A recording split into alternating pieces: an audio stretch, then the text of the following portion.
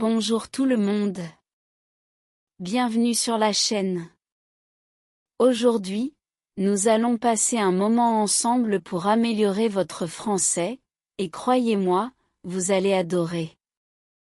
Que vous soyez débutant ou intermédiaire, ce vidéo est spécialement conçu pour vous aider à progresser en compréhension orale, en prononciation et à enrichir votre vocabulaire de manière ludique.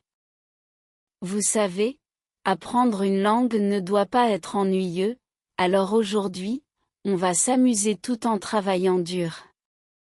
Dans cette vidéo, je vais vous raconter une petite histoire pleine de suspens et d'émotions, avec un personnage que vous n'êtes pas prêt d'oublier, Jean-François. Mais avant de plonger dans l'histoire, laissez-moi vous expliquer rapidement une technique très puissante appelée shadowing. C'est simple, il s'agit de répéter après moi, comme si vous étiez mon ombre. En écoutant attentivement et en imitant ma voix, vous améliorez non seulement votre accent mais aussi votre fluidité. N'hésitez pas à mettre pause et à répéter autant de fois que nécessaire. Prêt? Nous allons découvrir une journée pas comme les autres dans la vie de Jean-François, un homme qui aime bien faire les choses, mais qui a parfois des idées un peu trop originales.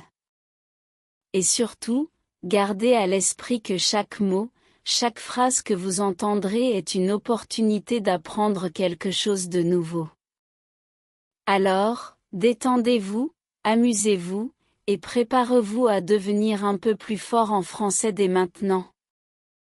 Jean-François est quelqu'un de spécial. C'est le genre de personne qui aime les défis, même si, parfois, il se retrouve dans des situations, comment dire, un peu embarrassantes. Ce matin-là, Jean-François s'est levé avec une idée fixe en tête, préparer un petit déjeuner parfait pour impressionner sa nouvelle voisine, Sophie.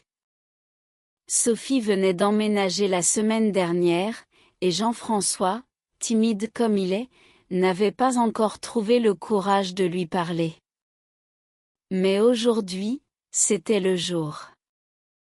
Il commence donc par sortir tous les ingrédients qu'il a dans son frigo, du pain frais, du beurre, de la confiture, et même un reste de fromage parce que, selon lui, le fromage, ça fait toujours plaisir. Puis, il décide d'ajouter une touche personnelle, des crêpes maison. Sauf qu'il y a un problème. Jean-François n'a jamais fait de crêpes de sa vie. Ce n'est pas sorcier, se dit-il tout haut, en essayant de se convaincre. Il ouvre son vieux livre de recettes, mais rapidement, il réalise que certaines étapes sont floues. Combien de temps faut-il mélanger la pâte? Et à quoi reconnaît-on que la poêle est assez chaude? Après plusieurs essais ratés et une cuisine qui ressemble désormais à une scène de chaos artistique avec de la farine partout, même sur son chien, Jean-François finit par réussir une crêpe presque ronde. C'est un début, murmure-t-il, en souriant timidement. Mais juste au moment où il pense avoir tout sous contrôle, il entend un bruit bizarre venant du balcon. Oh non! Le chat de Sophie est coincé sur la rambarde du deuxième étage. Jean-François panique. Que faire? Si Sophie voit ça, elle va penser qu'il est incapable de gérer une situation simple. Sans réfléchir, il attrape une échelle, grimpe aussi vite qu'il peut, et réussit à sauver le chat.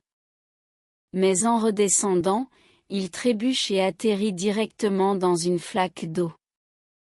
Trempé, couvert de farine, tenant le chat dans ses bras, Jean-François se retrouve face à Sophie, qui arrive pile à ce moment-là. Elle éclate de rire, mais pas méchamment. Au contraire, elle semble touchée par l'effort de Jean-François. Merci pour mon chat, dit-elle en souriant. Et je crois que j'ai aussi senti une délicieuse odeur de crêpes. Vous acceptez un petit déjeuner improvisé? Jean-François rougit, hoche la tête, et invite Sophie chez lui.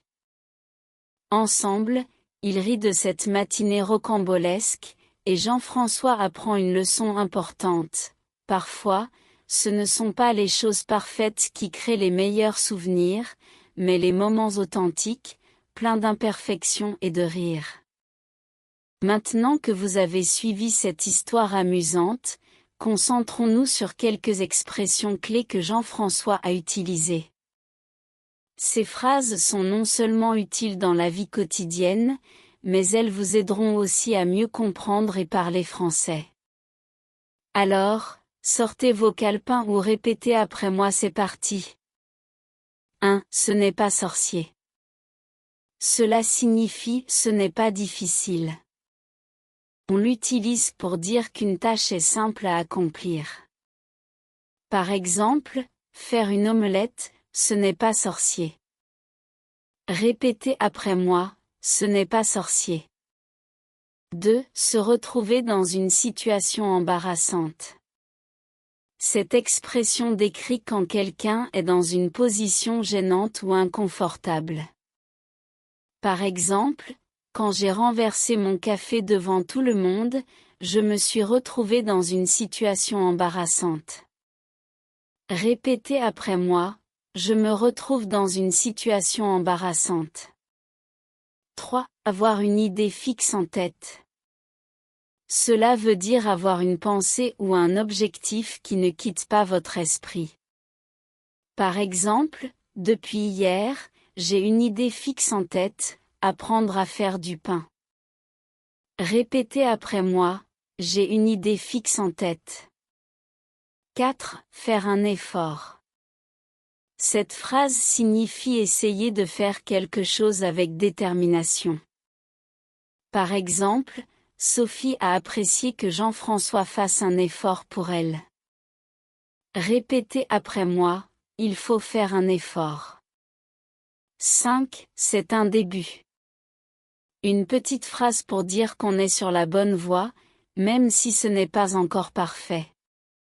Par exemple, mon premier gâteau n'était pas terrible, mais c'est un début. Répétez après moi, c'est un début. 6. Éclater de rire. Cela signifie rire très fort, souvent de manière spontanée. Par exemple, quand il a raconté son histoire drôle, tout le monde a éclaté de rire. Répétez après moi, nous avons éclaté de rire. 7. Créer des souvenirs. Cette expression décrit les moments qu'on retient parce qu'ils sont spéciaux. Par exemple, les voyages permettent de créer des souvenirs inoubliables. Répétez après moi, nous créons des souvenirs. Prenez un moment pour pratiquer ces phrases. Essayez de les intégrer dans vos conversations quotidiennes ou même d'inventer vos propres exemples. Plus vous les utilisez, plus elles deviendront naturelles. Et n'oubliez pas, comme Jean-François, même si vous faites des erreurs, chaque effort compte pour progresser. Et voilà, nous arrivons à la fin de cette aventure avec Jean-François. J'espère que vous avez apprécié cette histoire pleine d'humour et qu'elle vous a donné envie de pratiquer encore plus le français.